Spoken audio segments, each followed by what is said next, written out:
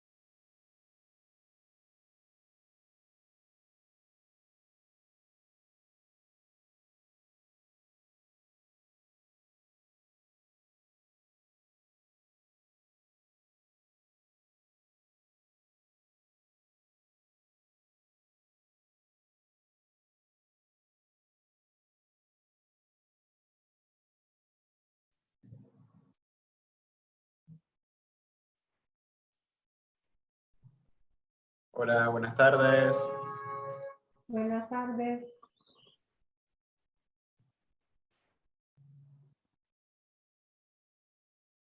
Buenas tardes. Muy buenas tardes. Esperamos unos minutos mientras se terminan de conectar todos para dar inicio. ¿Les parece?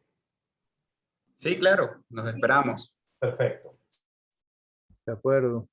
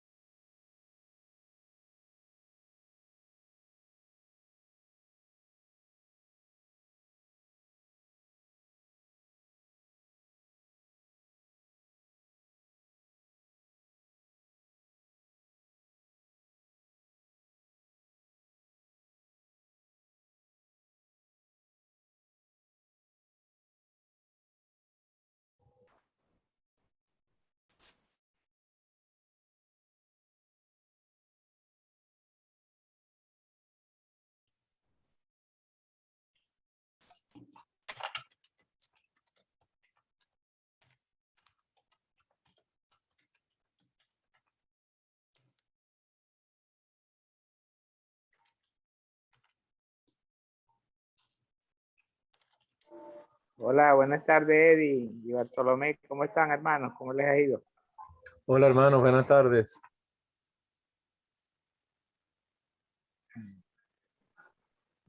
Ey, cuidado con la persona que tienes atrás, ¿oíste?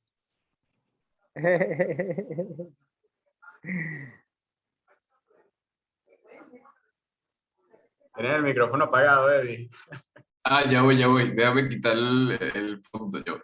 Que estaba probando porque en estos días el fondo este de pantalla, en vez de ponerse en la pared, se me ponía en la cara. Una cosa y más loca que. Ya voy.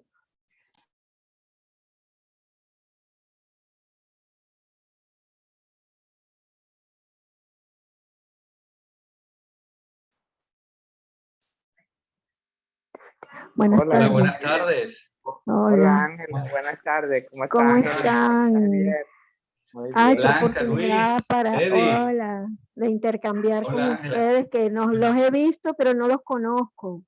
Sí, es verdad. Encantada. Igualmente. Encantada. Buenas tardes. Buenas tardes. tardes.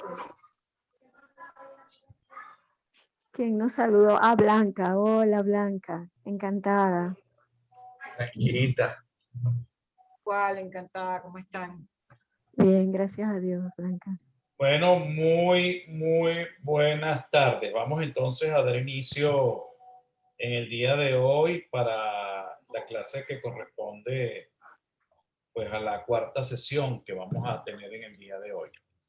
Bueno, yo quería prácticamente, hoy vamos a ver un tema que se aproxima un poco a los inicios fundacionales de nuestra iglesia, especialmente porque vamos a hablar un poco de la iglesia en el Nuevo Testamento y muy especialmente en esa iglesia del Nuevo Testamento hablamos de la iglesia que vamos a ver entonces a tratar de investigar si Jesús de manera explícita fundó la iglesia y hablamos también, nadie pues por supuesto duda que la iglesia no es un invento de la primera comunidad cristiana, sino que está instituida por Jesucristo.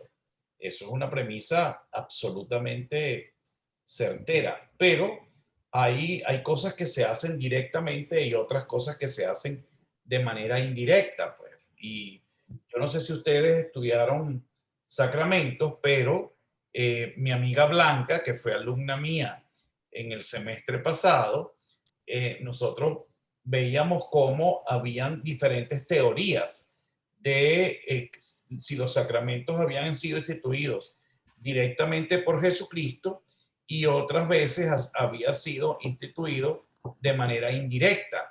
Y bueno, vamos a ver entonces un poco cómo es ese proceso fundacional en la iglesia. Lo que sí es cierto es que la iglesia nace especialmente dentro del judaísmo.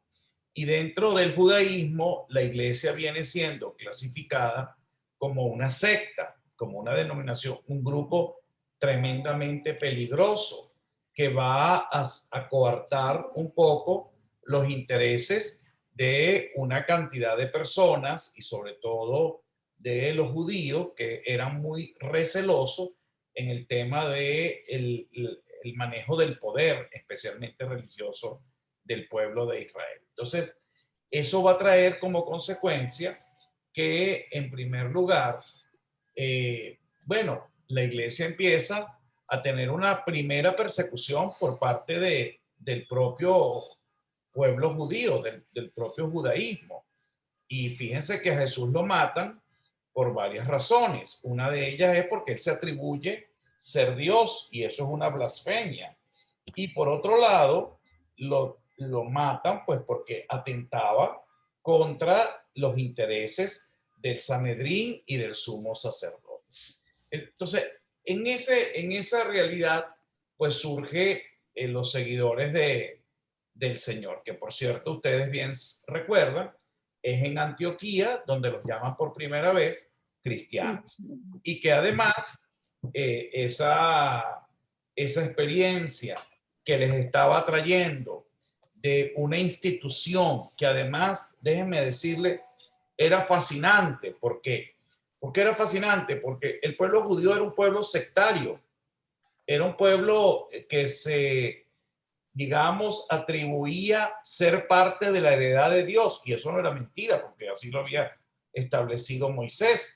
Pero ese pueblo se sintió siempre tremendamente privilegiado y tremendamente exclusivista de ser parte de un pueblo que es heredad de Dios. Es decir, Dios es, el pueblo es prácticamente parte de lo que es de Dios. Y por eso este pueblo pues va a sentirse que tienen el privilegio frente a todas las demás personas. Ya ves, Hilda.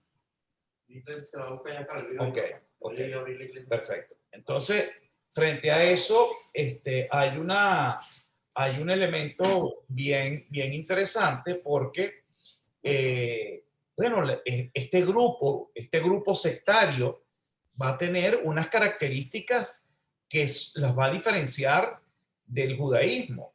Por ejemplo, para ser judío tenía que ser de vientre judío. No cualquiera podía ser judío. Y por tanto, ni los gentiles ni los paganos podían formar parte del pueblo judío, aun queriendo. En cambio, en el cristianismo, pues prácticamente, si bien es cierto que el cristianismo inicia con la conversión de los judíos, de algunos judíos, luego vamos a ver que más adelante los extranjeros, los ciudadanos romanos, también formarían parte de este grupo. ¿Y cuáles eran las características más importantes de esta iglesia naciente? Bueno, las características más importantes de esta iglesia naciente, esto es muy importante lo que voy a decir, y por eso es que la iglesia tuvo un exitazo desde el inicio. Porque ¿quiénes podían formar parte? Todos podían formar parte recién convertidos, podían formar parte los no creyentes que se convertían al cristianismo, los paganos y los gentiles, y eso traía como consecuencia los esclavos, las mujeres, y eso era un tema muy novedoso. ¿Por qué? Porque dentro de la nueva y naciente iglesia, pues las mujeres entraban igualito que el hombre al culto, a la liturgia, a la celebración de los sacramentos.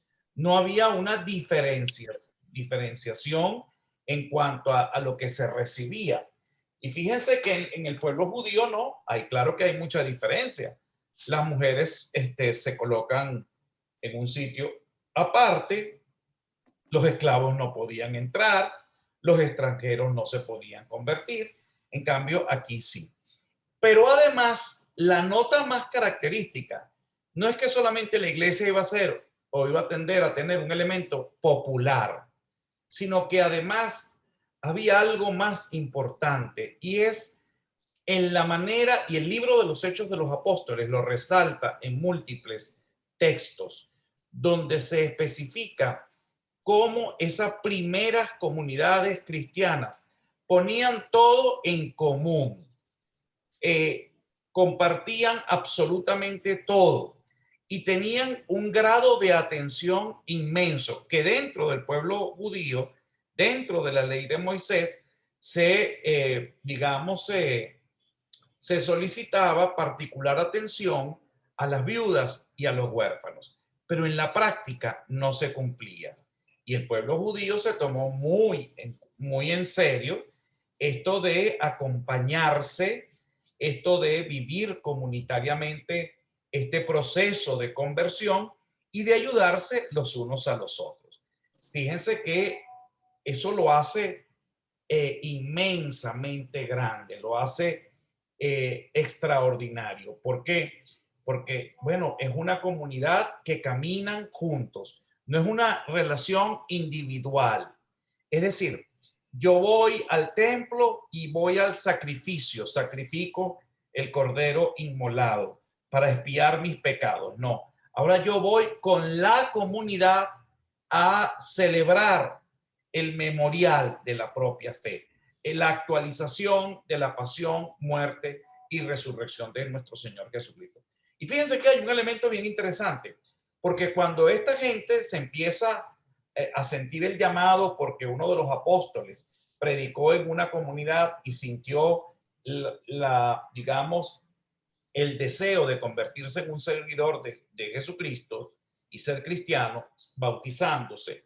Bueno, este creyente que entraba con un gran entusiasmo, empieza a percibir que hay una comunidad que lo respalda y que camina junto a ella. Y entonces vemos cómo esa comunidad va haciendo posible que, de alguna manera, esa comunidad vaya como asumiendo la delicada misión de sentirse verdaderamente estimulado para un proceso de conversión. Y eso lo hace eminentemente atractivo. Fíjense ustedes, el ciudadano romano que se convertía con sus esclavos, o el gentil en este caso, o el que no fuese estrictamente judío, pues el esclavo y el amo tenían los mismos derechos dentro del culto naciente. Bueno, y eso, imagínense, por supuesto, la misa no se celebraba como se celebra hoy, pues, ¿no? Después de 21 siglos. La misa como tú y yo la conocemos, eso es del siglo XIII para acá. Anteriormente era un gran banquete, era una gran comida donde se sentaban y por supuesto era rememorar una acción que se había hecho hace mucho tiempo atrás y que utilizaban las palabras del maestro. Este es mi cuerpo, esta es mi sangre. Y bueno, y se compartía la comida, especialmente en esa comida estaban invitados todos y todos se sentaban en la mesa sin distinción de ninguna persona, ni por su condición social, ni por su condición cultural, o sencillamente económica. Y eso generó un impacto inmenso. O sea, esclavo, puedo comer con mi amo y tengo los mismos derechos y las mismas obligaciones. Sí. Y entonces eso generó pues un proceso increíblemente extraordinario dentro de todo este gran proceso que involucraba el proceso pues, de conversión. Y fíjense que además de eso, había otro elemento también que podía ser como un obstáculo, y no representó un obstáculo, sino más bien fue mucho más atractivo. Fíjense que entre el derecho romano, los romanos tenían posibilidades, y era visto de una manera normal que los, digamos, señores que tenían esclavas y esclavos menores de edad tuviesen prácticas sexuales con los menores de edad esclavizados o con las esclavas. Y eso evidentemente en el cristianismo recién surgiendo, pues eso no era absolutamente tolerado. Por el contrario, fue desde el inicio absolutamente rechazado. Entonces, lejos de, digamos, de ser un obstáculo, la gente se empieza como a darse cuenta que es una iglesia, es un grupo que quiere ser consecuente, porque imagínense los que no tienen prácticas sodomitas o los que no tienen prácticas de abuso contra los menores, que no se veía además como un abuso, sino como una práctica usual y permitida, que dentro de esta iglesia naciente era absolutamente condenable. Y no solamente era que tú ya no podías tener relaciones con tu esclava o con el esclavo, así fuese de tu propiedad, sino que además tenías que provocar el bien en tu vida, tenías que ejercer la caridad, tenías que aprender a compartir lo que tenías y no lo que te sobraba. Bueno, esas primeras comunidades cristianas tuvieron éxito, en primer lugar, por la gracia del Espíritu Santo, por supuesto, que ahí marca el día de Pentecostés y que le da fortaleza y estructura a la propia iglesia. Y como nos lo recuerdan algunos teólogos de la iglesia pues tiene momentos de su fundación en el costado cuando sale agua y sangre, en el momento de he aquí tu madre y he aquí a tu hijo, cuando él entrega a su madre como modelo de vida cristiana y como madre de todos los hombres o de todos sus seguidores. Después vamos a ver el acontecimiento pascual que se va a multiplicar en los 50 días sucesivos con las apariciones, y en todas esas apariciones hay un testimonio que es la paz del Señor esté con ustedes, y prácticamente el poder vislumbrar que esa institución estaría sustentada no en el talento de los hombres, sino en una gracia espiritual, sobrenatural, que la vendríamos a autenticar esos 50 días después del acontecimiento de la Pascua con el día de Pentecostés, la venida del Espíritu Santo sobre el Colegio Apostólico y María Santísima. Ya les voy a dar la palabra porque quiero terminar un poco el tema. Entonces, fíjense que entonces hay unas características nacientes de esa iglesia que se va a ir fortaleciendo, pero además empieza a sufrir su primera persecución. Y la primera persecución que sufrió fue Jesucristo, cuando él muere en la cruz por traidor, porque lo clasifican como una persona que se eroga la potestad de ser Dios. Cuando dice yo soy, ahí la revelación del secreto mesiánico, pero también el poder, quién es este, con qué autoridad expulsa a los demonios.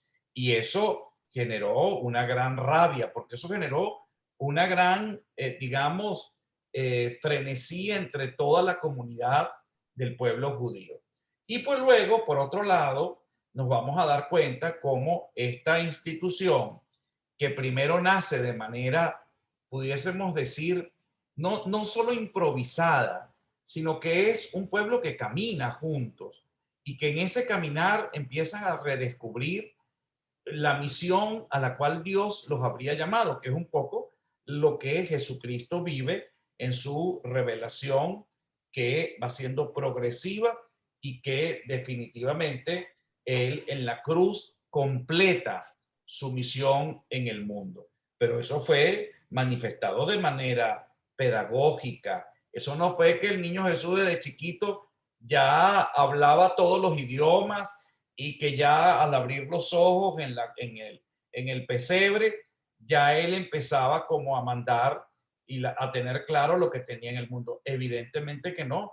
La autoconciencia de su humanidad lo hace llevar que poco a poco fuese teniendo un proceso de autoconocimiento de su misión a la cual había sido llamado.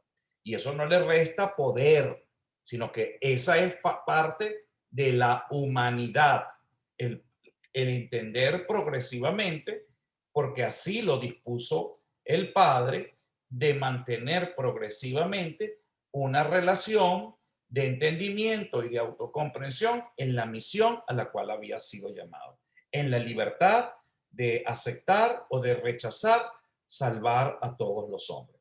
Entonces, toda esa realidad empieza a generar grandes desafíos, muy grandes desafíos.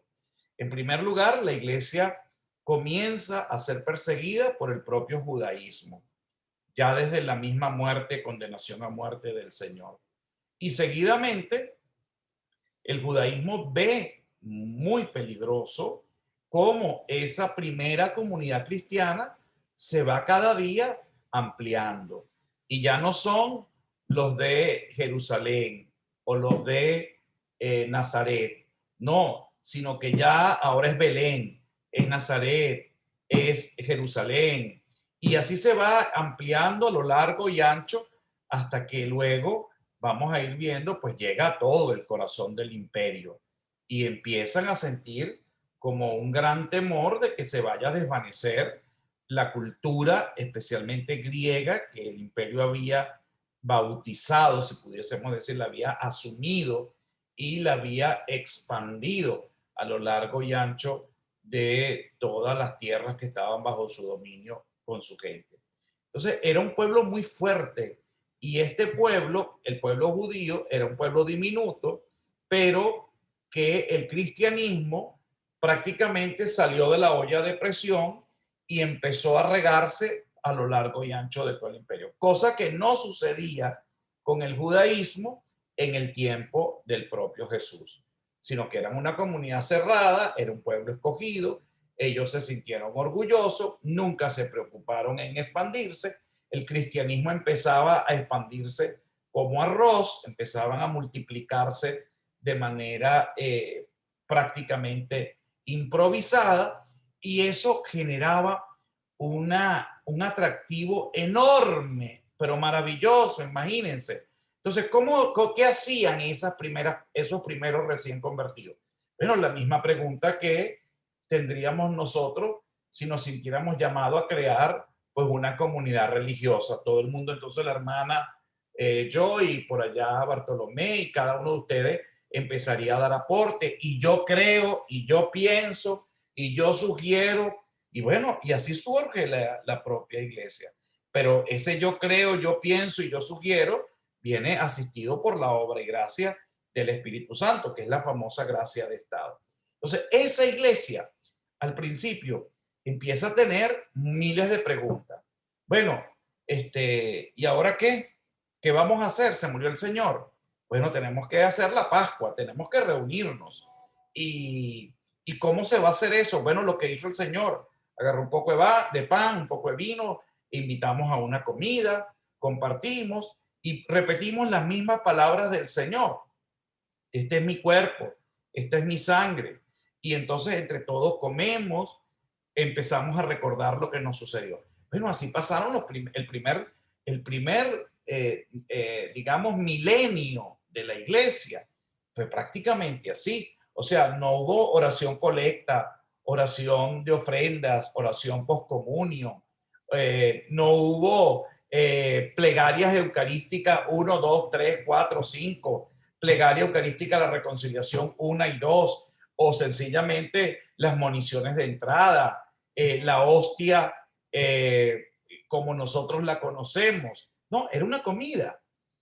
No sé, miren, eso no vendría a suceder sino hasta en el siglo XIII, por ahí el siglo XII, con Santo Tomás de Aquino, que ya empieza a estructurar un poco teológicamente todo lo que es la Eucaristía, la misa, no porque antes no se hubiese hecho, sino porque, bueno, por razones obvias, se manejaban con un criterio mucho más medular. Los primeros siglos es, bueno, Blanca, ¿qué hacemos? ¿Hay que bautizarte o no hay que bautizarte? Entonces, bueno, de repente entonces decía la hermana Camargo, Estela, decía, no, el bautizo borra el pecado original, pero Blanca, para que no peque tanto, vamos a esperar que ella esté bien arrugada y bien vieja para que se pueda bautizar y no peque, no tenga la oportunidad de pecar. Y entonces la otra decía, pues no, miren, tampoco así. Entonces yo creo que con 10 o 12 años de catecumenado, entonces los ungimos, los consagramos y los preparamos. Bueno, con 12, 14 años de catecumenado, bueno, Blanca podría bautizarse y borraría su pecado original. Pero luego, mucho más adelante, pues llegará alguien y le dice, no, ya va, espérate un momentico. No, Blanca, no puede estar 14 años. Primero, no tenemos las personas que formen a Blanca por 14 años. Y empiezan a darse razones por qué se tienen que bautizar los niños. Y entonces la justificación se concentra en que la fe de ese niño, que no tiene autoconciencia, porque no sabe discernir lo que es bueno y lo que es malo, no puede decidir, se fundamenta la fe de ese niño en la fe de los padres y de los padrinos. Y por supuesto, eso ha generado, pues lo que ha generado en el día de hoy, que muchas veces, un momentico, por favor.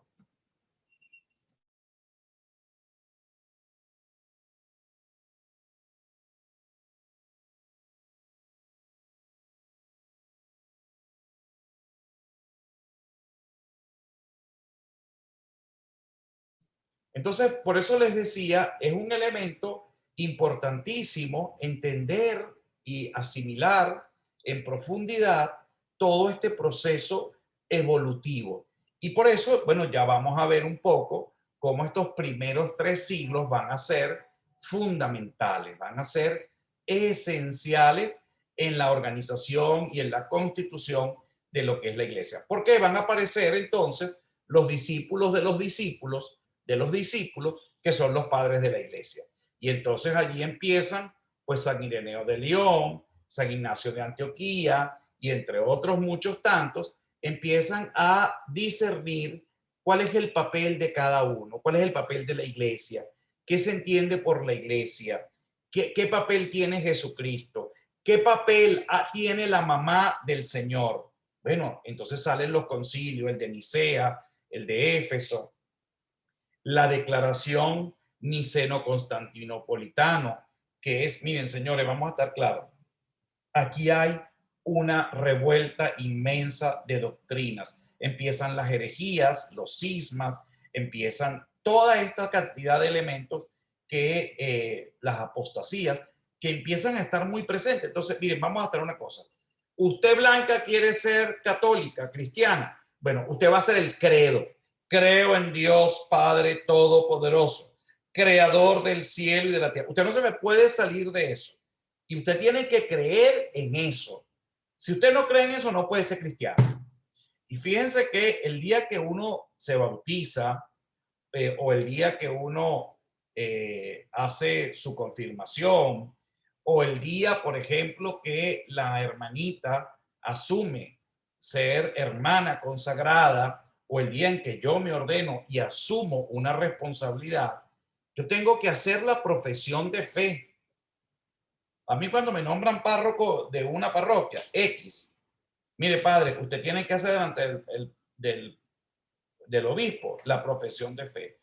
Y entonces uno levanta la mano manteniendo la otra mano sobre la palabra de Dios y entonces uno empieza, creo en Dios Padre delante del Santísimo Sacramento, ¿no? haciendo la profesión de fe. ¿Por qué se hace esto? Bueno, porque generaron muchísimas dudas. No, el Hijo es una apariencia de la divinidad del Padre. No, el Hijo no viene del Padre. El Hijo viene del Espíritu Santo. El Espíritu Santo no viene ni del Padre ni del Hijo, sino del Espíritu Santo, o no tiene nada que ver. Entonces empieza uno, los padres de la iglesia empiezan a descifrar un poco. Bueno, es que esto, ¿cómo es esto? Hay un Padre, hay un Hijo, está el Espíritu Santo, pero ¿qué son? ¿Tres dioses? ¿O son tres maneras que Dios se manifiesta? Y bueno, ni lo uno ni lo otro. Entonces, son tres personas. ¿Cómo que tres personas? Y entonces, bueno, no, ya va. Occidente tiene el concepto de persona muy diferente y por eso hay que estudiar muy bien la filosofía, ¿no? Muy diferente al concepto de persona de Oriente. Entonces, cada uno tiene una misión, pero son un solo Dios, único e indivisible. Un Padre creador, el Hijo redentor y el Espíritu Santo santificador. El Padre que crea, el Hijo que redime y el Espíritu Santo que santifica. Entonces, dentro de esa primera comunidad se establecen entonces, bueno, normas, se establecen criterios, se establecen estructuras para organizar la iglesia naciente.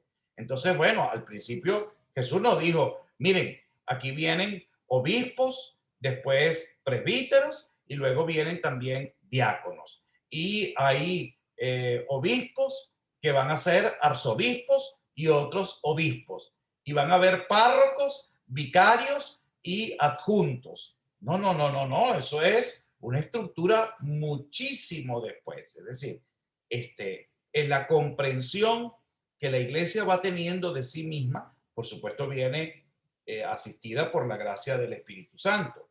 Eso es importantísimo. Es decir, no es que a la iglesia se le ha ocurrido un poco de cosas y ha hecho una cantidad de barbaridades, que las ha hecho además. Las ha hecho cuando se ha salido de su centro, de su centralidad. Es decir, cuando ya de alguna manera en su situación, en la vulnerabilidad de la propia humanidad, pues algunos hombres han sido, bueno, unos verdaderos desastres, como lo que ya hemos conocido a lo largo de la historia de la iglesia. Pero lo que sí es importante es que esa estructura es progresiva. Eso es lo que yo quiero que ustedes entiendan hoy. Progresiva.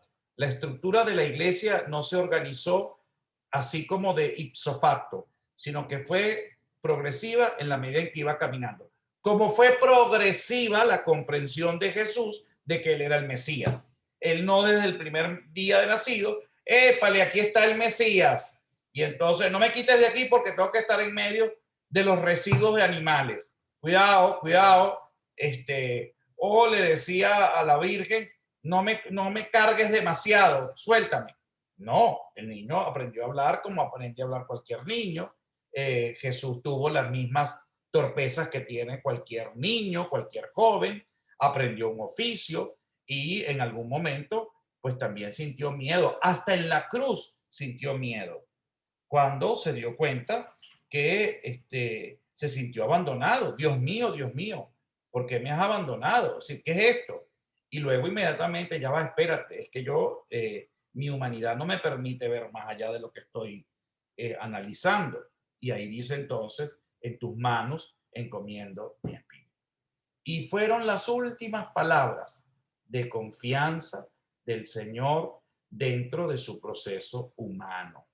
Y por eso, al morir en la cruz y resucitar, pues bueno, ya se configura a la vida gloriosa de un Dios que se hace semejante a nosotros, menos en el pecado, del pecado, para rescatarnos del pecado y de la muerte a todos los hombres. De manera gratuita, con un único y definitivo sacrificio cruento, es decir, con derramamiento de sangre. Ahora ya no es el sumo y eterno sacerdote, no es el sumo sacerdote del templo que ofrece el macho cabrío, el cordero inmolado y expía los pecados en el templo. Y el sacerdote es el oferente y la ofrenda es el cordero. No, ahora es el oferente y él mismo es la ofrenda, que es la cruz. Él mismo es el que se sacrifica para la remisión de todos los pecados. Entonces, cuando esa estructura nueva, que ya no es un animal el que se sacrifica permanentemente para tenerla, digamos, acepta a los ojos de Dios, que era el templo de Jerusalén, sino que ya Jesucristo hizo un único y definitivo sacrificio y de manera permanente, de una vez para siempre. Entonces, allí nosotros vamos a ver plasmada esta maravillosa realidad que nos permite, de alguna manera, gozarnos de esta experiencia extraordinaria de la cual somos y formamos parte, y que muchas veces con nuestra incredulidad, con nuestras caídas y con nuestras dificultades, muchas veces nos cuesta como asumir, creer, y en algunas oportunidades hasta dudamos de ella, pues, ¿no? Entonces es un proceso que requiere un gran sentido de humildad, de estudio y de sentido de mucha pertenencia. Antes de darle la palabra a ustedes rápidamente, solamente recordarles que hoy es el día de Juan Pablo II, santo, y la inmensa mayoría de los venezolanos, el que no lo conoció, yo tuve la oportunidad de verlo muchas veces, y de verlo, de estar con él, pues bueno, hoy su eclesiología es maravillosa porque, bueno, le dio en un momento a la iglesia elementos extraordinarios. Les voy a poner un ejemplo. Meses más tarde de su nombramiento como sucesor de Pedro, le tocó hacer su primer viaje apostólico a México, y fue cuando inauguró la tercera conferencia episcopal latinoamericana en Puebla de Los Ángeles, y sale el documento de Puebla, un documento extraordinario donde se clarifica la iglesia latinoamericana como una opción fundamental, Jesucristo, y unas opciones preferenciales, los pobres, los jóvenes, la familia, los enfermos. Y eso es un reto desafiante, maravilloso, que empieza a estructurar una iglesia joven que participa y se anima, donde la mayoría de los católicos del mundo están prácticamente en este nuevo continente. Y por otro lado, pues le tocó el promulgar 2 códigos de derecho canónico en el año 82-83, con el Código de Derecho Canónico para el rito latino y también para los ritos orientales. Esos 2 códigos, la legislación nueva, que ya estaba prácticamente caduca, del año 1917. Y por otro lado, el catecismo de la Iglesia Católica, un capolavoro, como lo decimos en italiano, donde instrumenta pues toda una estructura sobre el credo, es decir, ¿qué debe creer un cristiano?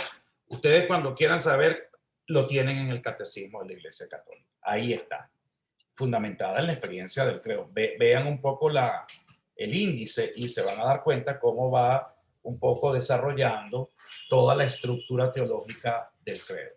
Por otro lado, bueno, las cantidades de encíclicas. El Papa hizo 140 viajes apostólicos en el mundo entero. No hubo, creo que, un hueco que él no haya visitado. Pero además de eso, fue un hombre que se mantuvo muy desafiante, especialmente a lo que viene. Y fíjense que él habla de una nueva evangelización, nueva en sus métodos, nueva en su ardor, nueva en su expresión. Y empieza a ver lo caduca que la iglesia muchas veces está frente a estos desafíos de la cultura adveniente. Le tocó la celebración del tercer milenio de evangelización. Entonces, bueno, ustedes me dirán, ¿y esto qué viene? ¿A qué viene? Muchísimo, porque la materia es de eclesiología y prácticamente sus enseñanzas tienen mucho que ver como una especie de vuelta a saborear todo eso que nos dejaron los padres de la iglesia. Luis Pérez, te doy la palabra rápidamente. Por favor, no más de 2 minutos para que yo pueda escuchar. Luis o yo, Julio.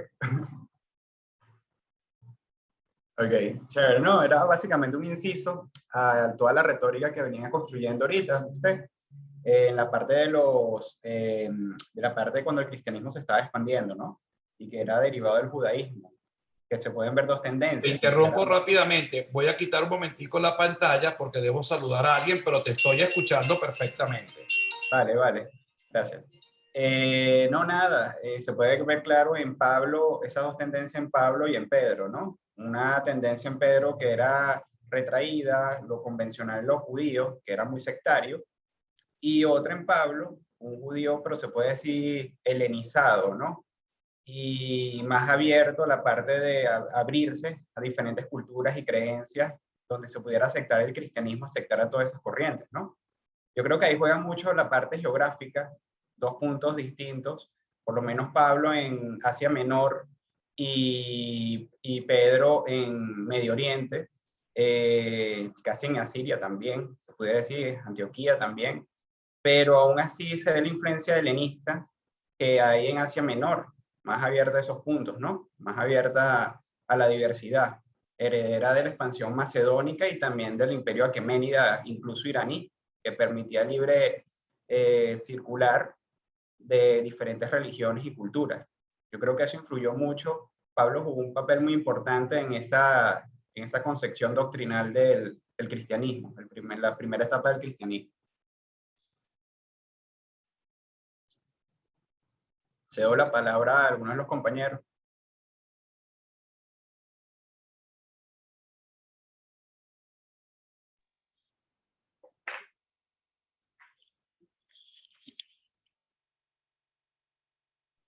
Bueno, ¿Aló? ¿aló? Yo te voy a preguntar algo, a ver, Julio, ¿qué opinas tú? ¿O qué opinan los demás?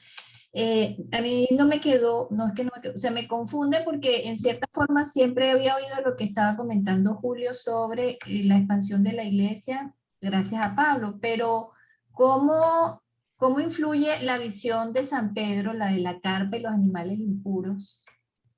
Yo siento que ahí es cuando realmente aceptan, ¿no? A los gentiles. No sé cómo concatenar un hecho con otro. Esa pregunta me quedó. ¿Puedes volver a repetir? ¿Yo, padre, o Julio? Bueno, responde Julio y después entonces me replanteas la pregunta.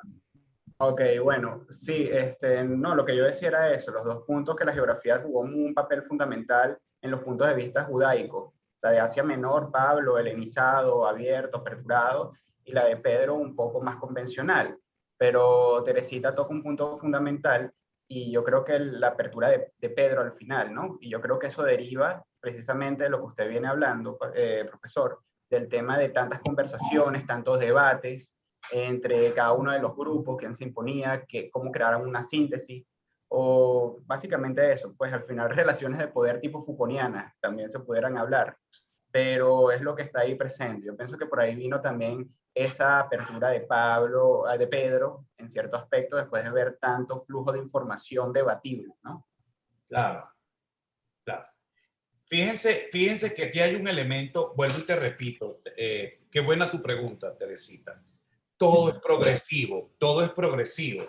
Es decir, si Teresita es judía y se bautizó ayer porque, bueno, conoció a Pablo y le pareció que era alguien extraordinario y vino y recogidísima. Y entonces, bueno, te fuiste para tu casa, Teresita. Y entonces, ¿qué pasó con Teresita? Bueno, al día siguiente, yo voy a mi práctica judía. O el pagano, bueno, miren, es una práctica prohibida tener sexo con la esclava, pero tenía 30 años teniendo sexo con la esclava y se acaba de bautizar. Por eso San Pablo, en sus diferentes cartas, le dice, miren, déjense de aberraciones, por favor, aspiren a las cosas de arriba, y así sucesivamente, un poco condenando, y uno dice, bueno, ¿y qué les pasa? ¿Por qué Pablo habla tan duro y se refiere tan feo al tema de la sexualidad? Los homosexuales no entrarán en el reino de los cielos.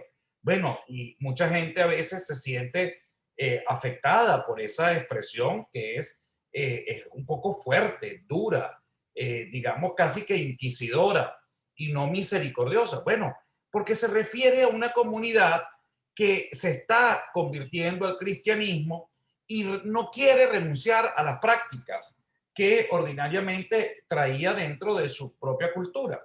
Y por eso San Pablo le trata de, digamos, achacar y no es lo de afuera, sino es lo de adentro. No es lo que tú hagas de la boca para adentro, sino de la boca para afuera. Aunque te laves las manos y aunque te laves completo con cariaquito morado, eso no es lo que te da la pureza es lo que sientes en tu corazón, y por eso hay cuántas veces tengo que perdonar, y cuántas veces tengo que amar, y cuántas veces tengo que servir, y que yo quiero ser el primero porque me encanta el poder, y tengo que entender que para aspirar al poder tengo que aprender a servir. Y miren, San Pablo tiene expresiones que aún hoy la gente puede no entenderlo, pero bueno, ¿cómo puede San Pablo decirle aspiren a ser obispos? Bueno, porque en el siglo I ser obispo era prácticamente tener la guillotina, es decir, ya estaba prácticamente sentenciado a muerte, porque el judaísmo y después los romanos buscaban a los cabecillas de estas organizaciones que eran prácticamente subversivas consideradas por el Estado, por el imperio. Y al ser consideradas subversivas, pues prácticamente debían ser exterminadas. Entonces, nada, ser obispo era una desgracia. Evidentemente, ser obispo en el siglo XVII, en el siglo XVIII o en cualquier época, pues era otra cosa, pues era entendida como un privilegio, como un regalo. Fíjense que llegamos a tener la miseria de persecuciones terribles en los primeros siglos, hasta después ver obispos y cardenales de niños menores de edad, porque eran hijos de príncipes o formaban parte de casas de gran importancia en Europa, y sin conocerlos, pues prácticamente eran nombrados y ordenados como tales. Pero digamos que el inicio fundamental, eso que tú hablabas, por ejemplo, de los alimentos puros, impuros, eso fue un progreso, eso fue progresivo. No te creas, yo estoy clarísimo que en los primeros 2 siglos nadie comía cochino, sobre todo por parte de los judíos. O sea, bueno, porque ¿cómo cambias tú, Teresita, la mentalidad de alguien que nunca ha comido? Eso es como que alguien de ustedes es vegano. Pregunto. Si alguien de ustedes es vegano y yo los invito a comer y le pongo un pernil, chicharrón, y le pongo una cantidad de cosas, se vomitan porque no comen carne, no quieren comer absolutamente nada. Entonces, bueno, pasa un poco eso. Pero igual le podemos aceptar la invitación al pernil, el cochino por ahí. Déjenme abrirle aquí a una hermana marcarle el ascensor, y estoy un minuto con ustedes. Estela Camargo, lúzcase, hermana.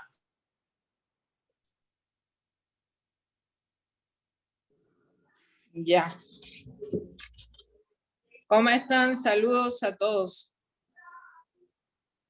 Hola, hermana, buenas tardes. Buenas tardes, hermana. Buenas tardes, hermana. Adelante. Hola, Estela. Sí. Ya voy a ver aquí lo que yo tengo. A ver, yo realmente pues sí leí, pero yo llegué hasta la mitad del libro porque me detenía bastante, ¿no? Fue como una lectura y meditación, y bueno, quiero compartirles un poco. Primero, pues, lo que se resalta al inicio, la presencia y guía del Espíritu Santo, me pareció muy importante, ¿no? En varios versículos, por ejemplo, dice: el Espíritu Santo es el guía consolador, el que acompaña a los cristianos. 1:7.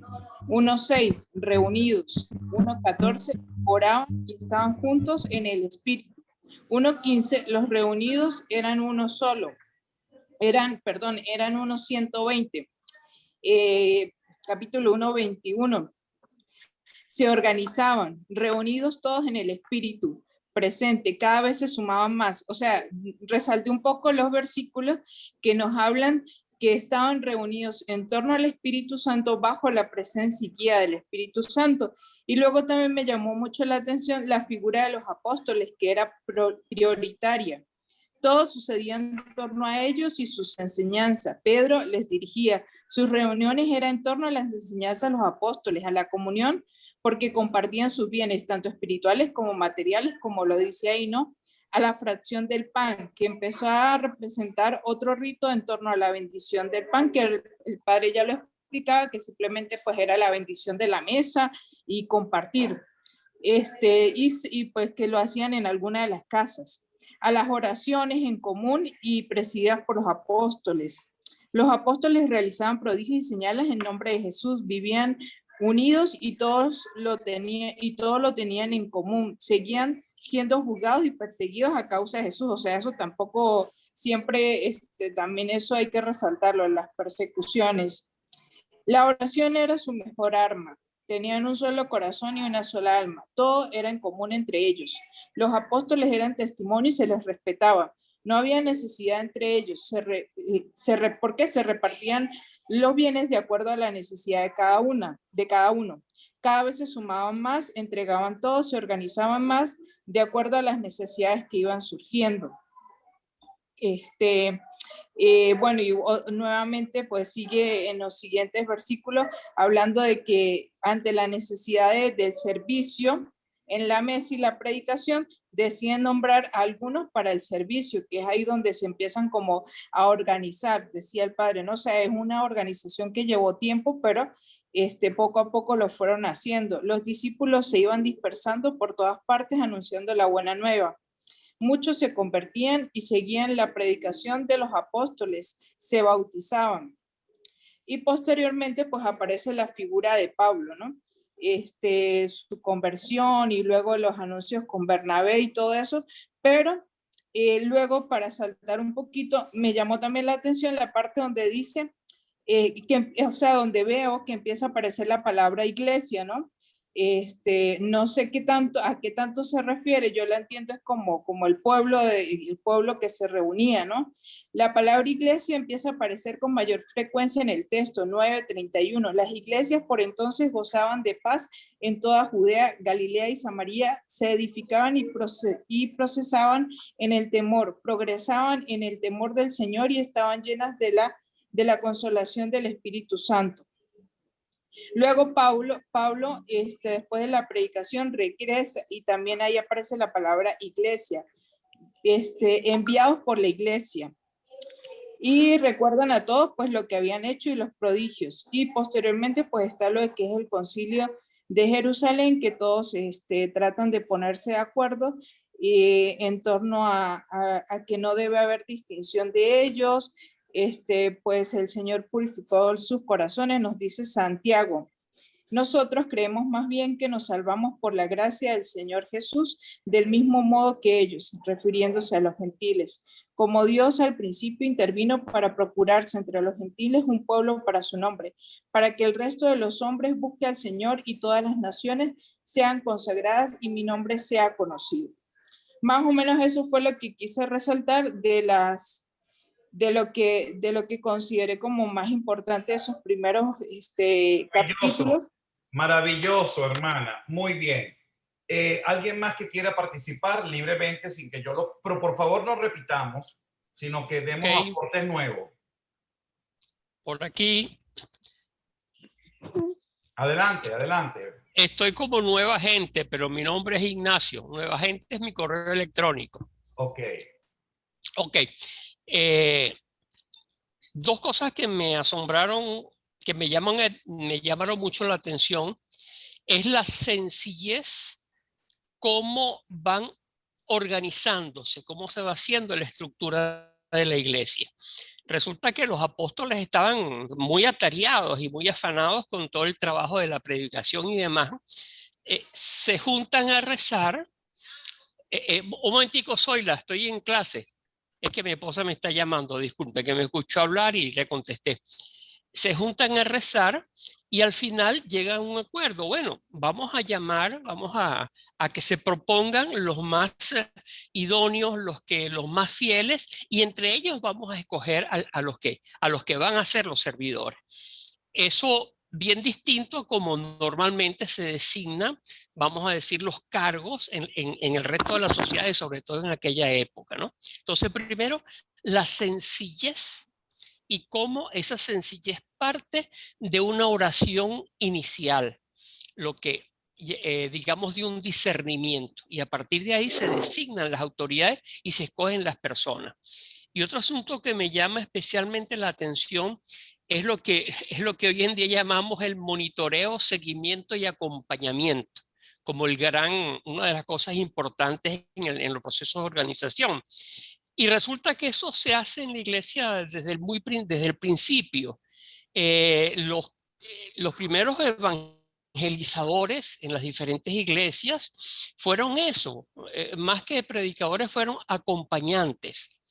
En los textos, en el Nuevo Testamento aparecen la parte, vamos a decir, más doctrinaria, más de narración, pero yo me imagino que en ese acompañamiento, en ese acercamiento de Bernabé, de Pablo, de Lucas, había acompañamiento a la comunidad, había conversaciones de sobremesa, había escucha de las dificultades tanto en la fe como en las cosas simples y sencillas de la vida. Yo pienso que ahí está la gran fuente y la gran riqueza de la iglesia primitiva. Sencillos y simples en su estructura y compañeros y seguidores en la fe. Muchas gracias por la oportunidad. Gracias. Jesús Mateus y luego Ángela Marciales.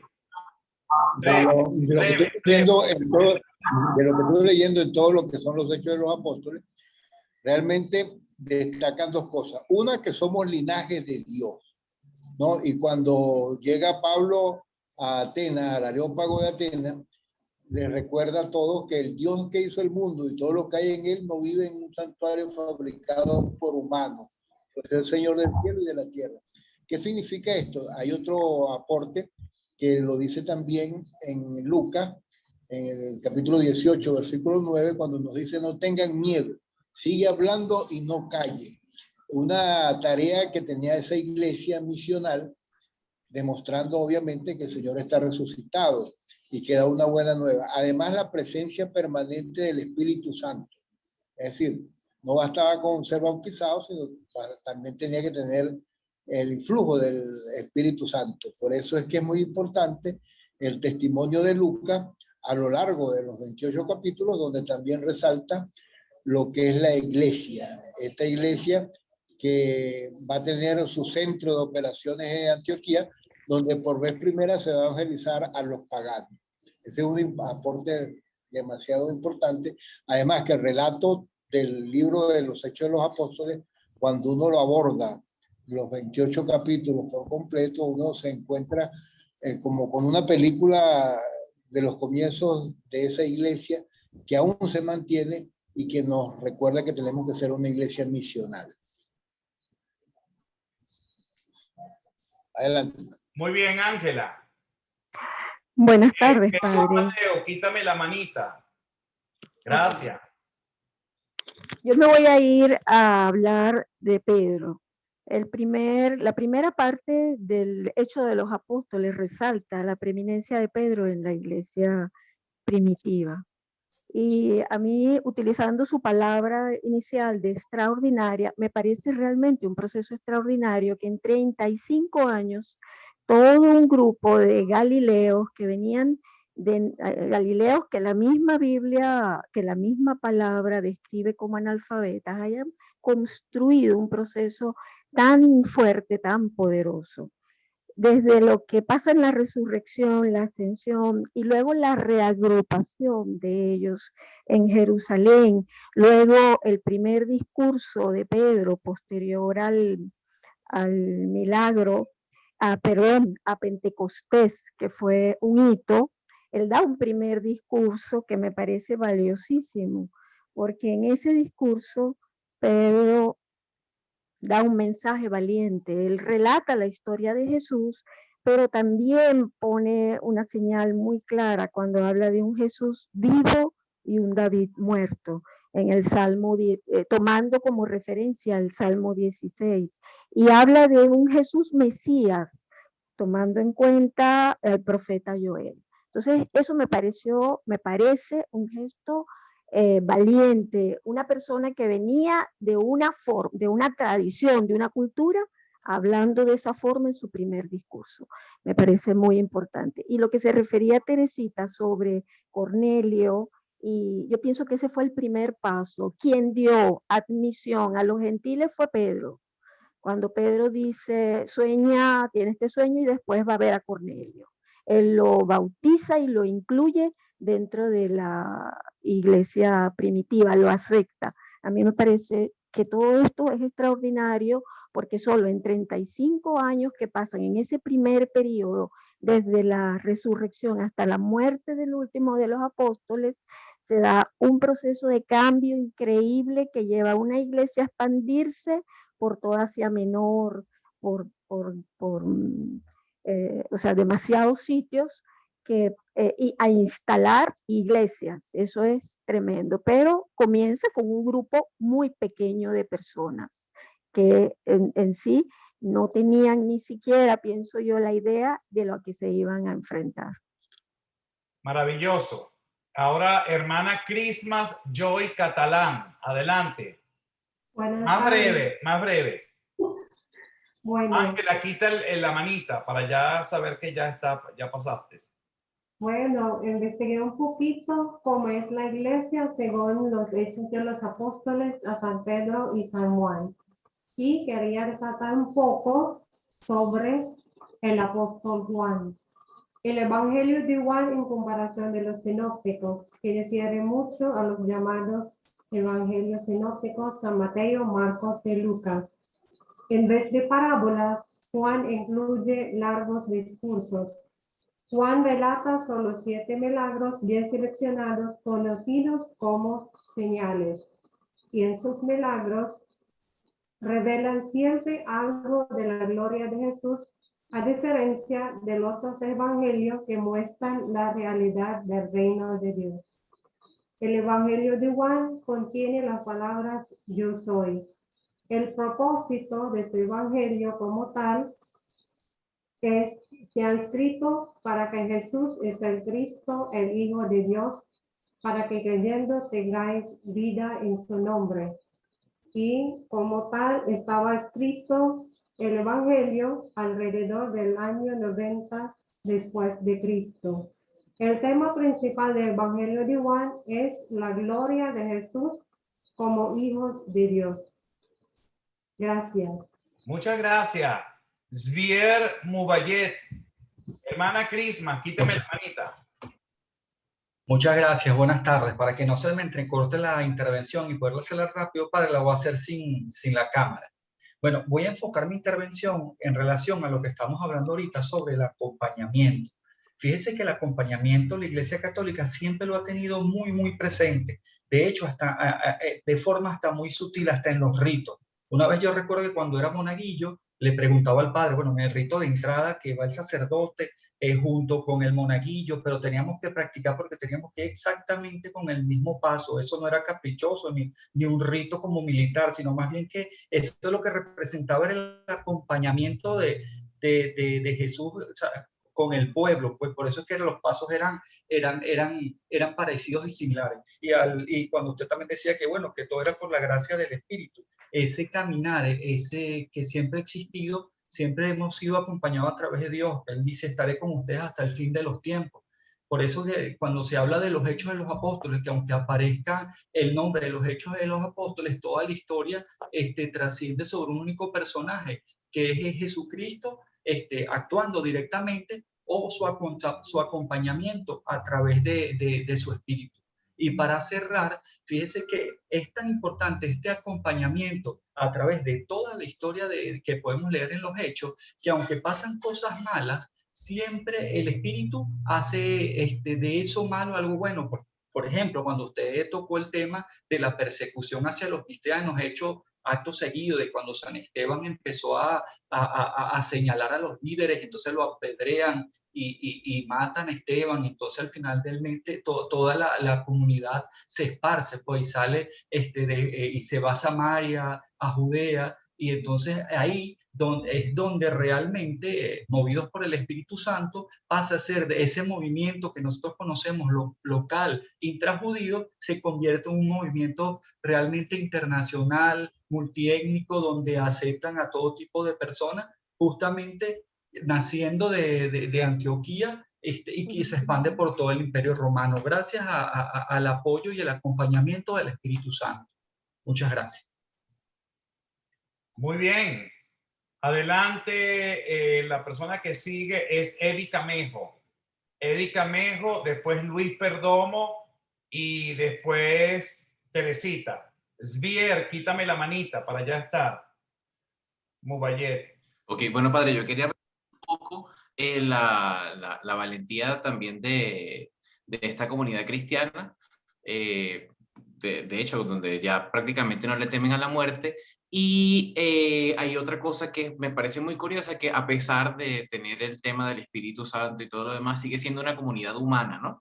En el sentido de resaltar la parte cuando Pablo discute con Bernabé por Marcos, y entonces uno se va para Chipre y el otro se va para Antioquía. Entonces es una dinámica interesante, ¿no? Para aportar algo diferente. Eso, ya, ¿no? Gracias. Luis Perdomo. Eddie, quita la manita. Buenas tardes, padre. Buenas tardes, profesor, compañero. Yo quiero referirme como ya todos los compañeros han hablado un poco de la estructura y de las acciones, un poco a las características, ¿no? Lo primero es sobre los dos tomos que, bueno, de acuerdo a los expertos bíblicos, están atribuidos a Lucas, ¿verdad? El Evangelio y este libro de los que después posteriormente se llamó Hechos de los Apóstoles. Y es la manera de abordarlo, que es en la clave temporal, ¿no? Es importante saberlo, porque Lucas aquí usa una palabra griega que es el kairos y no el cronos, ¿no? El kairos como el tiempo atemporal, el tiempo de Dios, y el crono, pues, que es el tiempo normal, el tiempo de las horas, etcétera. Y que él lo ubica, los expertos lo ubicaron en Lucas 16, ¿no? En el Evangelio de Lucas. Allí nos habla del tiempo de Israel, que llega hasta Juan, el tiempo de Jesús y el tiempo de la iglesia, que pues continúa, que es el tiempo del Espíritu Santo. Las otras características también del libro, que de acuerdo a los expertos, el nombre de Hechos de los Apóstoles se lo pusieron fue a partir del siglo II. No habla de todos los apóstoles, ¿verdad? Los protagonistas principales son Juan y Pedro. Bueno, aparece también Bernabé, Silas y está por allí Felipe, que tiene una extraordinaria acción en el capítulo 8. Los relatos históricos son selectivos, por ejemplo, no se hace referencia a la predicación o lo que vivió la iglesia en Egipto, donde surgió, aparte de que hubo una escuela de interpretación bíblica, hubo unas grandes acciones de la iglesia fue bien preponderante allí en Egipto. Abundan también muchas referencias al Antiguo Testamento y hay varias palabras bien utilizadas: hablar, predicar, dar testimonio. La palabra es de Dios, gentil, iglesia, apóstol, creer, bautizar. Son palabras claves que abundan allí, ¿no? Y bueno, y como palabra clave fundamental es el de Lucas 1:8, que dice: serán mis testigos en Jerusalén, en toda Judea, en Samaria y hasta los confines de la tierra, que también la vemos en lo que es Mateo 28:20, ¿no? Que es el mandato misionero. Yo creo que, bueno, con esas características fundamentales quería dar mi aporte en la tarde de hoy. Buenas tardes. Muchísimas gracias. José Francisco. Ok, hablando también de las... No se oye. Características también, una característica de esta comunidad como naciente, el uso magistral de las escrituras. José Francisco, no logramos. Disculpe, padre, ¿por qué no todos apagan la cámara para llorar a José Francisco? Bueno, vamos a apagarla, pues. Sí, estoy muy... Nada. No, yo no. Hay cámara que valga. Escribe en el chat. Sí. Bueno, adelante, Teresita. Vamos a escucharte a ti, que tienes la mano pedida también.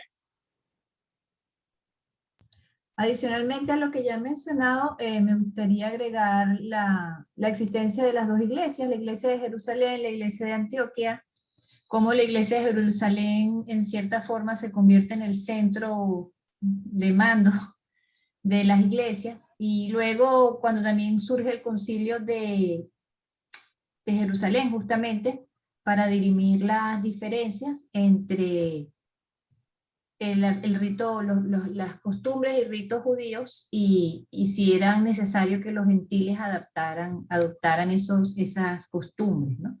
Y luego también cómo a partir de, en cierto momento, en los Hechos de los Apóstoles se ve que empiezan ya los centros de mando de Jerusalén, empiezan, como comentaron los compañeros, ese monitoreo y acompañamiento, cuando Pablo y Bernabé incluso empiezan a dar instrucciones sobre la organización de cada iglesia, como dicen Hechos 14:23.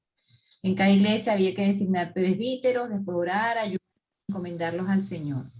El concilio de Jerusalén, luego como la iglesia de Antioquia acepta al concilio, la carta del concilio de Jerusalén como una costumbre buena, entonces ya veo cómo empieza ese progresivo construcción de la iglesia, ¿no? Ya tenemos una organización, ya tenemos un mando, se hace el primer concilio, ese concilio emite un primer documento, que luego son cosas que han quedado tradicionalmente en la presencia de la iglesia. Eso era lo que les quería comentar. Gracias. Muchísimas gracias. Fíjense que entonces, bueno... ¿Puedo hablar, si me lo permite? José Francisco, si te oyes, perfecto. Si no te oyes, es inútil. Vamos a intentar escucharte. Ok. Otra de las características que quería resaltar era el uso magistral que los primeros cristianos utilizaron de las escrituras de la Tanakh o del Antiguo Testamento, las Sagradas Escrituras judías. Y bueno, todo esto dirigido por el Espíritu Santo. Fue bueno que los mismos maestros de la ley, los sacerdotes, refinaban los dientes al ver cómo esta gente manejaba las escrituras y los caracterizaban como, bueno, seguidores de Jesús debido a este rasgo. Yo no lo oigo.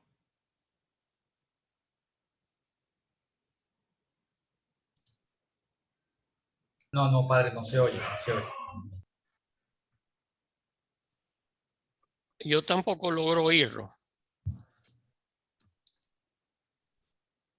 No, y se le cayó la señal porque ya no está. Él está ahí, pero no, ni siquiera tiene el audio. Ahí está.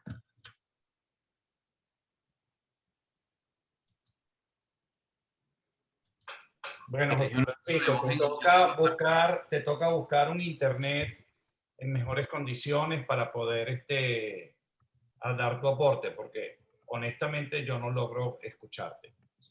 Entiendo la dificultad. Bueno, quería en primer lugar, entonces, como ya tener claridad sobre lo que representa el primer gran desafío de la iglesia naciente.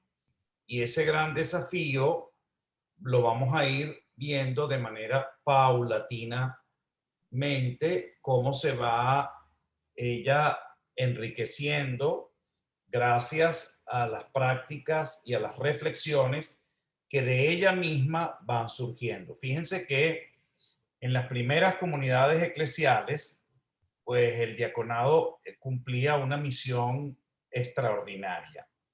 Y fíjense que hoy la iglesia vuelve como a replantear la necesidad de estos ministerios, que tristemente a través del tiempo, pues quedaron relegados prácticamente a funciones meramente litúrgicas y pocas veces administrativas. Es decir, el rol del diaconado, que es un rol, que es un ministerio, tiene, y eso por tanto es un servicio, tiene como misión fundamental dentro de las primeras comunidades cristianas el ser un servidor especialmente de las personas más necesitadas.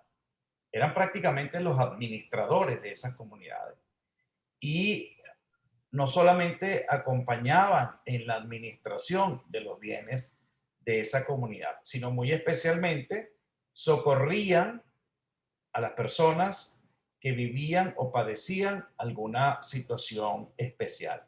Vale decir, pues las viudas y los huérfanos, que eran prácticamente los que quedaban a merced de no tener ningún tipo de, digamos, de asistencia o de acompañamiento.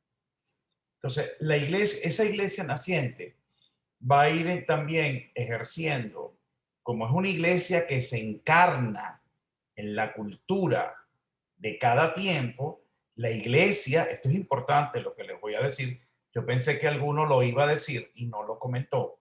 La iglesia va asumiendo de la propia cultura elementos y los trae en su propia organización. Y esos elementos, algunos han sido muy nocivos, otros han sido extraordinarios. Un poco toda la organización de lo que muchas veces en algunas celebraciones nosotros podemos ver, nos vamos a dar cuenta que entre eso y la corte de la realeza, que a veces no hay como mucha diferencia, pues, ¿no? Primero los esclavos, después los vasallos, después los colaboradores medios, después los más íntimos colaboradores, y de último entraba el rey, como que wow, o sea, ahora no, ahora es en este caso el obispo o el sacerdote, etcétera, etcétera.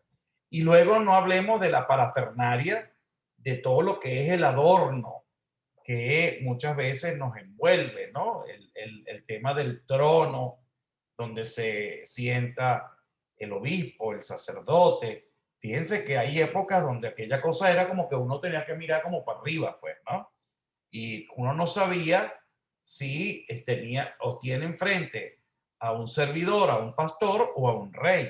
Me refiero con las mitras, con los piedritas preciosas y toda esta ornamentación que muchas veces nos ha tocado ver. Gracias a Dios, la renovación de la liturgia, sobre todo de la primera mitad del siglo XX, que empujó la promulgación del Concilio Vaticano II, pues bueno, se enfoca hacia una liturgia un poco más sobria, una liturgia que tenga mucho que ver con la participación y especialmente con la comunión de los que allí participan de esa celebración. Bueno, la iglesia igualmente vivió en este primer inicio pues un largo proceso de depuración del judaísmo.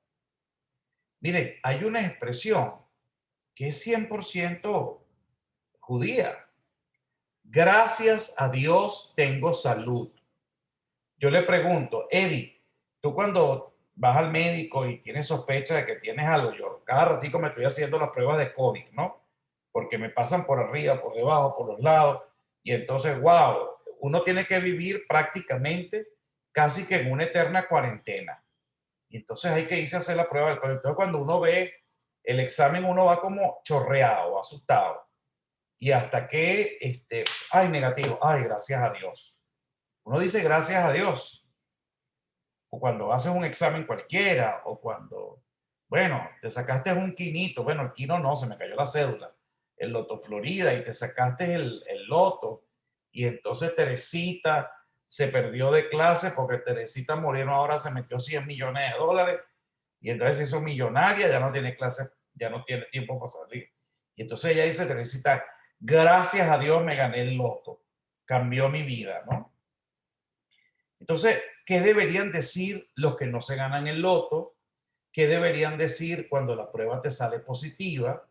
¿Qué te debería decir cuando te diagnostican una enfermedad terminal? Es decir, gracias a Dios va en contraposición con es una desgracia de Dios. ¿Sí o no? Y fíjense que el pueblo judío, el judío, consideraba la salud como una bendición. Consideraba la riqueza como una bendición. La pobreza, la enfermedad eran consideradas una maldición. Y fíjense que para el cristianismo, y con esto quiero también completar esta idea de esta iglesia naciente, y cómo no va a encantar Bueno, porque no todo el mundo tiene salud, sino que hay un montón de gente enferma y no todo el mundo tiene plata y hay un montón de gente que está pelando y que está pobre y hay un montón de gente que está perseguida, que está difamada. Y entonces hay un discurso que se va entrecolando, que es el famoso discurso de las bienaventuranzas. Bienaventurados los pobres, porque de ellos es el reino de los cielos. Bienaventurados si los persiguen. Bienaventurados los que tienen hambre y sed de justicia. Bienaventurados los enfermos. Bienaventurados, digamos, lo que el mundo no quiere y rechaza. Y esa es la iglesia que, por supuesto, tiene un atractivo increíblemente grande.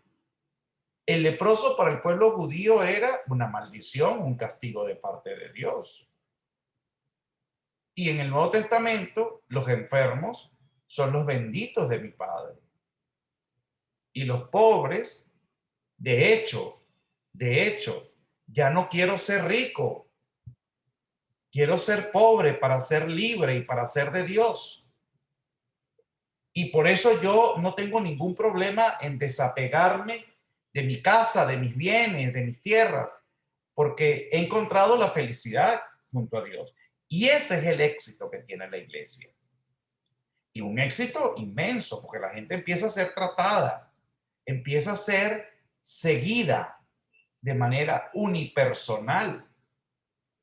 Lastimosamente, cuando vino el edicto de Milán, Constantino, cuando deja de perseguir a la iglesia, y luego Teodosio II, en el año 384, cuando se convierte en religión del imperio romano, bueno, ya se perdió el sentido personal que la gente le solía dar en estas comunidades nacientes. Y fíjense que hoy en día los párrocos no conocen a sus feligreses, ni sus feligreses, que son un bojote, conocen a su párroco. Y eso hace que haya una serie de problemas. Entre esos, la comunicación, el acompañamiento, pero también hasta la colaboración. Fíjense que la gente no da lo que quiere compartir. La gente muchas veces da lo que le sobra. A mí a cada rato me pasa cuando veo la colecta y veo billetes de denominaciones de conos antiguos monetarios que ya no tienen ningún valor. Y de este nuevo cono monetario, pues mientras más pírrico es la cosa, pues porque eso no importa, eso es lo que me sobra.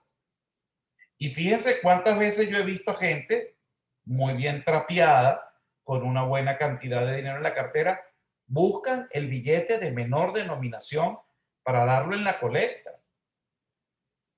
Y fíjense que la misa, tristemente, ¿en qué quedó? Bueno, para nombrar muerto, más nada. Yo voy a misa porque, bueno, se murió alguien y tengo que ir a misa por el muerto, pero no por mí. Y eso está gravísimo. Miren, ¿qué pasaría en la iglesia si hay un decreto por parte de la Santa Sede donde se prohíba celebrar Eucaristía y nombrar a difuntos? Es decir, ¿cuántas personas dejarían de ir? Pero que expresamente digan, usted está prohibido terminantemente celebrar misas para difuntos. Bueno, ahí les dejo un tema. Entonces, ¿cuánta gente va y frecuenta la misa por el tema de los difuntos? Padre. Ya va, un momentico, Emilio, un momentico. Entonces, creo que en este sentido hay elementos que tienen mucho que ver con lo que la iglesia ofreció. Y esa es una de las grandes, digamos, virtudes de esa iglesia naciente, que no solamente acompañaba a la gente, sino que además la hacía parte de sus decisiones. Y por eso la teología de la liberación, en los años 60, empieza a replantear una iglesia del pueblo, una iglesia que acompaña a la gente pobre y humilde, porque son los más vulnerables de la sociedad. Y entonces una iglesia que quiere ser voz de los que no quieren, de los que no tienen voz, una iglesia que vive la misericordia y la caridad, no como una especie de mendicidad. Y fíjense, hagan ustedes una reflexión personal. ¿Ustedes qué le dan a la iglesia? ¿Qué aportan a la iglesia? Lo que les sobra, lo que de alguna manera ustedes pueden disponer. ¿Hasta dónde nosotros llegamos en nuestro compromiso por esa institución? Y eso tristemente, pues bueno, viene acompañado por el antitestimonio, por los excesos que muchas veces tristemente hemos visto a lo largo del tiempo. Pero es importante entender, ¿verdad? Muy importante entender cómo esta iglesia empezó a cambiar la visión que tenía de la gente, basada ya no son ni los que tienen salud, ni son los ricos, los privilegiados del Señor, sino todo lo contrario. Y eso le dio una rabia inmensa al pueblo judío, al Sanedrín y a los sumos sacerdotes. Y entonces fíjense, hoy dentro del cristianismo, y ya te voy a dar la palabra, Emilio, tenemos expresiones que son prácticamente originarias del propio judaísmo.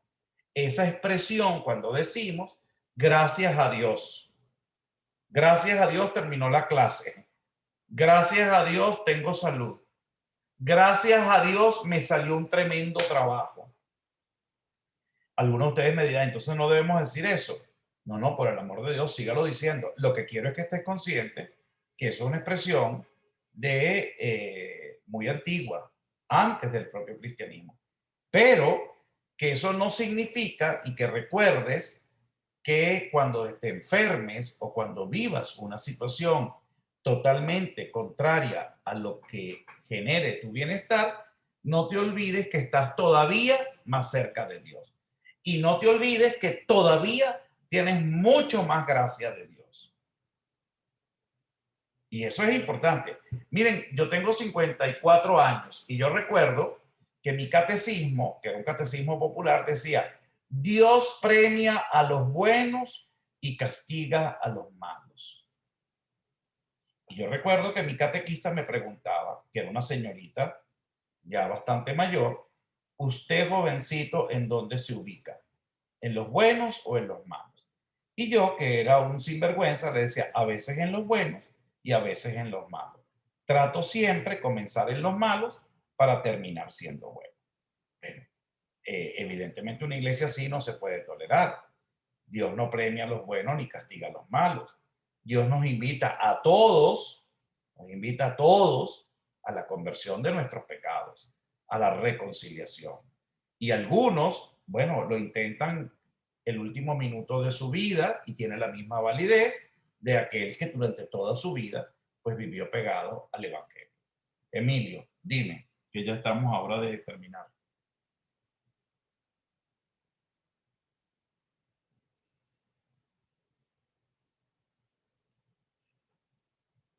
Emilio.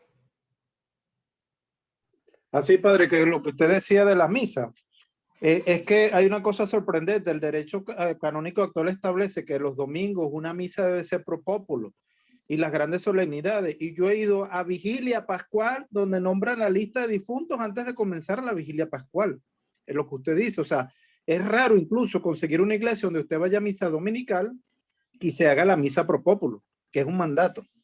Es así, es así. Fíjense, y la misa pro populum es un elemento fundamental, pero la misa, todas las misas son pro populum, todas las misas terminan siendo pro populum. ¿Por qué todas las misas terminan siendo pro populum? Porque en el canon de la iglesia se establece pedir por todos los difuntos y pedir por toda la iglesia, no por la hermana Camargo, que debe estar bien en su comunidad, ni por la hermana Joy, y de repente Teresita por ti no, ni por ti, ni por ti tampoco Ángela, no. No, la iglesia es toda. Fíjense que eso es un elemento importante. Por supuesto que el derecho lo coloca como para decirle a los curas, especialmente a las parroquias, que son las que tienen esta obligación, de decirle, miren, hay una misa que tienen que aplicar por las necesidades de su comunidad. Pero todas las misas, teológicamente, se aplica la intención de la iglesia. La Eucaristía hace a la iglesia hace la Eucaristía. Donde esté un sacerdote celebrando la Eucaristía, ahí está la iglesia, porque la iglesia es la Eucaristía. Así de simple y así de hermoso también, pues, ¿no? Bueno, tarea para la semana que viene, por favor. Miren, les voy a pedir como unas normas mínimas, se los voy a agradecer encarecidamente. Me mandan hasta trabajo hasta las 11:30 de la noche, el día jueves, y entonces yo estoy metido en otra cosa y entonces tengo que leerle el trabajo porque en la mañana no puedo leerle porque desde temprano tengo que celebrar misa, después me tengo que ir al museo donde soy director, luego tengo que ir al archivo, tengo que regresar, tengo que volver a la parroquia. Entonces, no me hagan ni me castiguen de esa manera. Se los voy a pedir. Entonces, voy a recibir trabajos hasta el jueves a las 5 de la tarde. Miren, tampoco se pongan obsesivos compulsivos. Bueno, si no entregaron un trabajo, no lo entregaron. Pero, por favor, no les estoy dando 2 días. Les estoy dando una semana entera. Y mi tiempo no es menos importante que tu tiempo. Entonces, sí les voy a agradecer en eso. Por favor, no me estén mandando trabajos trasnochados de tiempos pasados. Hay uno que de repente algunos me mandaron plum, de un solo trancazo para que, bueno, el primero, el segundo. El semestre pasado hubo una que nunca vino y me mandó 10 trabajos. Padre, pero yo necesito pasar la materia. Y le dije, pues conmigo no, o sea, tampoco así. Entonces, hasta el jueves a las 5 de la tarde recibo el trabajo. Punto número 1. Punto número 2. Todos los trabajos por norma deben utilizar el chat, deben subirlos al chat y luego deben de inmediato subirlos a la página virtual, al salón virtual. Y eso un poco para clasificar lo que ya la universidad trata de auditar. Entonces, para mí eso es un elemento fundamental. Trabajo para la próxima semana. El trabajo de la próxima semana es un tema bellísimo. Es sobre la iglesia y los padres de la iglesia. San Ireneo, San Cipriano, Orígenes. Bueno, me van a hacer un poco el desarrollo por escrito sobre los padres de la iglesia. Cómo reflexionan sobre la iglesia. Eso es un elemento bien importante. ¿Ok? Y además me van a leer la Didache. La Didache. Didache. La Didache. ¿Ok? Y para el otro de arriba, el pastor de Hermas. También me lo van a leer. Bueno, hijos míos, espero que algunos de esos trabajos estaban así como muy chimbones. Así como rapidito, ¿no? El escrito Los Hechos de los Apóstoles fue escrito por Lucas. Bueno, se habló de esto. Listo. No. Un poquito más reflexivo. Hay una pregunta, en el aula virtual, ¿en qué sección debemos subir los trabajos? En las tareas asignadas, donde ya ustedes lo están haciendo. Algunos de ustedes ya lo están haciendo porque los he visto. Entonces, pero a mí no me está habilitada esa opción, padre, disculpe. No, a mí está no me está habilitada, habilitada la opción. Hemos tenido que enviarlo por correo, pues del correo del aula virtual, porque no está habilitada. Por correo. Bueno, yo les voy por correo de el aula virtual. Ahí lo tienes. Eso. Gracias, Julio. Sí. Yo creo que eso tú lo habías dicho también por el chat, ¿no? Alguien de ustedes lo dijo. que se hizo la misma pregunta y pensé que eso ya estaba resuelto. Entonces, bueno, la próxima semana es una materia, es una clase muy importante porque es la teología, digamos, fundacional. Son los primeros 3 siglos que se cierra prácticamente con San Agustín de Hipona. Entonces, yo sí quisiera que me hicieran un poco un análisis profundo, serio y una lectura completa sobre la iglesia y los padres de la iglesia. De todas maneras, yo voy a estar pendiente, como siempre, y voy a dar mi aporte para ayudarlos en este proceso.